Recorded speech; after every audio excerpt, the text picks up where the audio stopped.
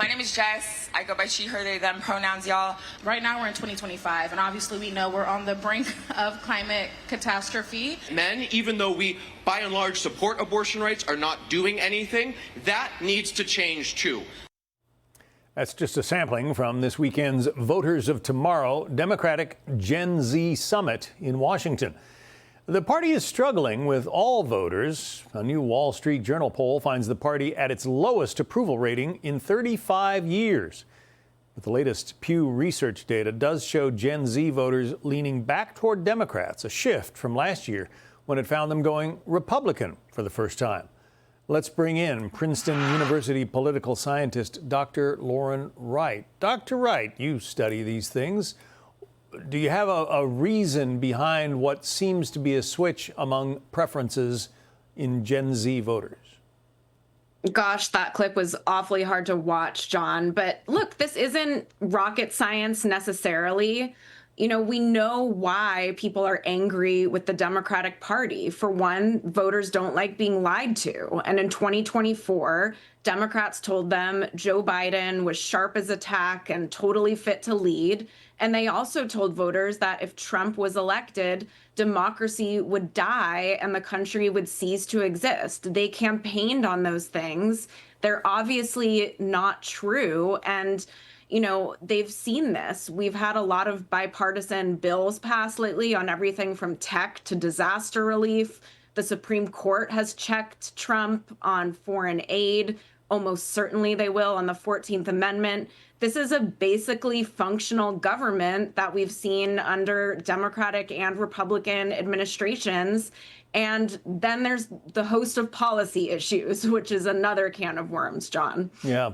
You know, we had that No Kings event a month or two ago protesting the Trump administration and the idea that he has appointed himself a king. And yet, you know, the allegation that House Republicans are still investigating right now is that people in the Biden administration were essentially running the presidential office, using the auto pen to sign decrees. At least that's the allegation. There's no absolute proof of it yet. But when you saw how President Biden performed in that first debate, you have to wonder whether we really had a president or did we have a committee running the country? It's a valid question, and it's something every single American should really care about. And they should want to get answers and to get to the bottom of this, regardless of whether it's a Republican or Democratic committee looking into it. These are crucial questions that are foundational to our democracy. But the other branding issue that's very real that Democrats have to deal with, and on top of the huge lie they told about Biden's fitness, is that they don't have clear stances on any policy issue. I can't tell you what the Democratic policy on immigration is, or crime, or taxes. It's very inconsistent, and they're running away from Mamdani, who just had a pretty spectacular victory in the New York mayoral primary, and the leading House Democrat won't even endorse him because the ideas are so alienating and so crazy. Yeah.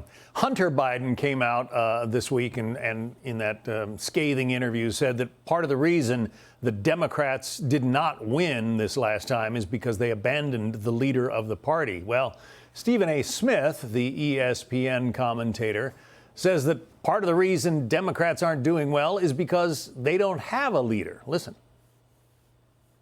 The Democrats don't have a leader. You know, I see who's your leader? Who is it? Is it AOC? Is it Bernie Sanders? Is it Jasmine Crockett? Who is it? The Democratic Party just looks very, very bad right now because they look leaderless. They don't have a definitive voice that anybody can depend on. But when you talk about a national voice for the Democratic Party, it is literally non-existent. You have no one right now. They might have him. I mean, he is rumored to be a potential candidate in 2028. But what do you think about his remarks?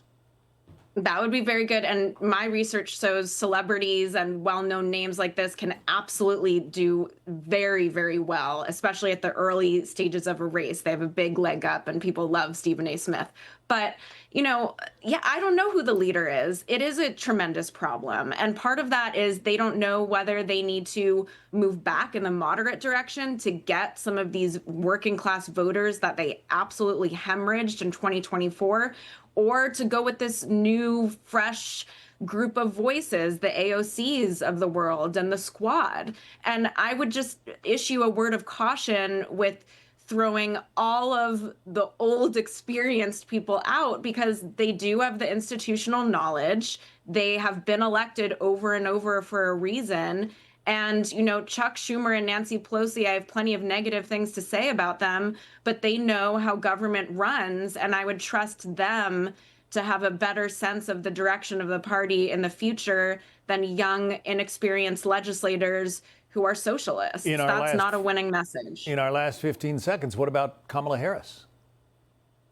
Well, sure. I mean, she is the de facto leader of the party. She was a sitting vice president and lost the last election, but it is very telling that no one is saying her name as far as the leader of the party. Of course, she could go back to California and have many future ambitions, including a possible run again.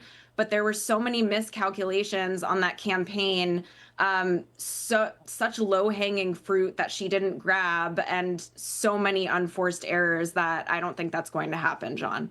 Political scientist, Dr. Lauren Wright. Thanks. Thank you.